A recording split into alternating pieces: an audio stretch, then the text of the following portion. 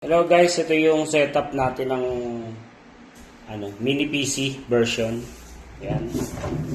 Ito yung nilalagay natin na Dell 5070 GB RAM, 8 GB RAM, 32 SSD. Ito, bebenta ko na sa inyo ng halos pyesa-pyesa na lang po ang halaga. So, yun po. Kasama na po yan. Ngayon, kayo na po bahala mag-expand or mag-extend kung anong antena lalagay nyo. So, ang advice ko is dapat dual band para angat na angat kayo. Kasi sayang naman, naka mini PC tayo para purong gigabit.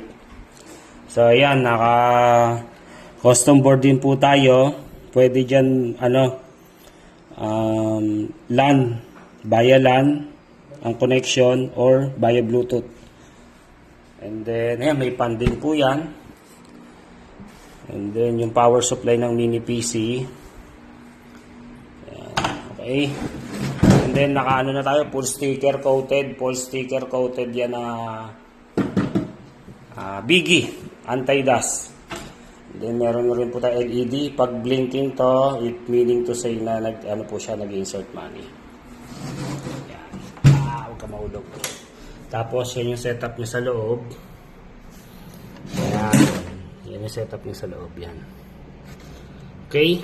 Yung power dito. Ito yung sa VLAN papuntang board. Yun lang. Pwede na. Okay. So, yun po. Sa mga gusto umorder, message lang po kayo. Ganitong box ang ibibigay ko. Ibibigay ko na lang po sa inyo ng pyesa-pyesa. Pyesa-pyesa na lang ang halaga niyan. Okay. Maraming salamat po.